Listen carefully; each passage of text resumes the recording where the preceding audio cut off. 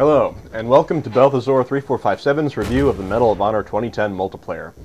Many players have noticed similarities between Bad Company 2, Modern Warfare 2, and Medal of Honor 2010. As a result, a lot of players are also wondering if they should get Medal of Honor 2010 or save up for the upcoming Call of Duty Black Ops.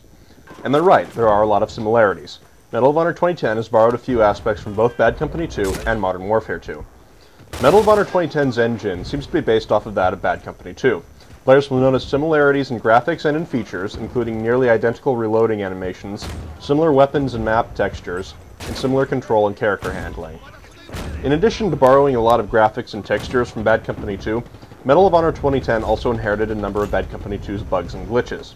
Players will notice often that your character can get stuck on textures and objects that normally you should be able to run by or walk over, and PC gamers might be familiar with a glitch in Bad Company 2 that made your screen flash black during gameplay. To the day of this video, has not been fixed, and this same bug returns here in Medal of Honor 2010. On the topic of bugs and glitches, cheating has always been a topic of major concern for multiplayer games. In Medal of Honor 2010, the kill cam hover feature from Bad Company 2 has been removed, so there is no way of telling where the person who killed you was firing from. While this may make the game more realistic, it also makes it a lot more difficult to prove who is cheating and who is not. The issue is aggravated by another issue.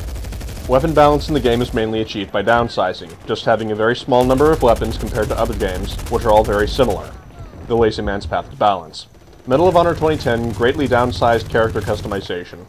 While you can change some aspects of your character's weapon, perks and specializations have been completely removed from the game. However, sniper rifles in the game are very powerful. With the proper ammunition, most sniper rifles can one-shot kill a target almost anywhere on the body, even on normal mode. This, in conjunction with the lack of any sort of a kill cam, or any indication of where you were last killed from, makes sniping and camping very heavily encouraged in Medal of Honor 2010.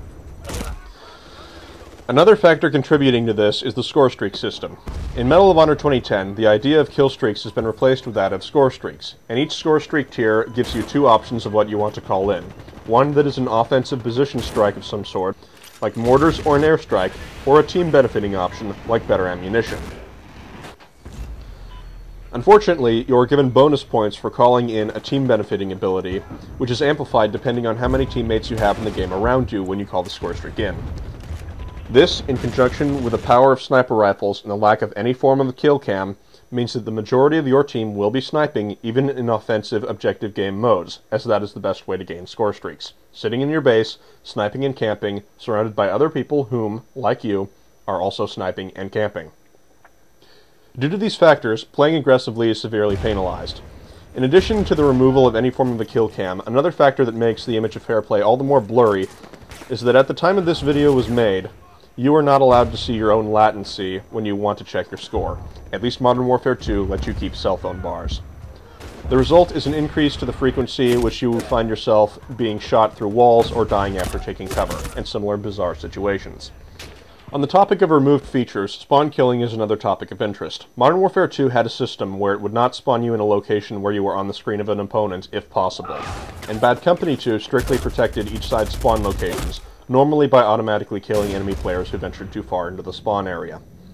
Medal of Honor 2010's spawn protection systems are lacking at best. There's no protection for where people spawn, so you can show up with someone right behind you. And apart from a small number of map and game mode combinations, there's also no protection from enemies venturing into your team's spawn at all. But there are still some other balance issues. Pistols in the game are very powerful, and some people will opt to using the sidearm instead of a normal assault rifle. And the Op-4 riflemen spawn with 3 grenade launcher rounds in multiplayer, as opposed to Coalition riflemen, whom will only spawn with 2. And while there are explosives in the game, and rocket launchers and grenade launchers sometimes create big and impressive explosion effects, these effects are deceptive. The grenade launcher and rocket launcher actually do far less damage than the powerful explosions would indicate. And after a couple of rounds of using either weapon to create powerful explosions and only getting a few kills with them, you'll get bored fairly quickly. There are vehicles on occasion, but the maps are generally very small, and on the occasions where vehicles will be usable, there will often be only one path that is large enough for the vehicle to take to its objective, making the vehicle's path obviously predictable. Vehicles also have no noticeable health indicator to tell the driver how much damage it has taken, and there's no noticeable way to repair vehicles. This makes vehicles more of a side dish for the attacker's arsenal, rather than a threat to be worried about.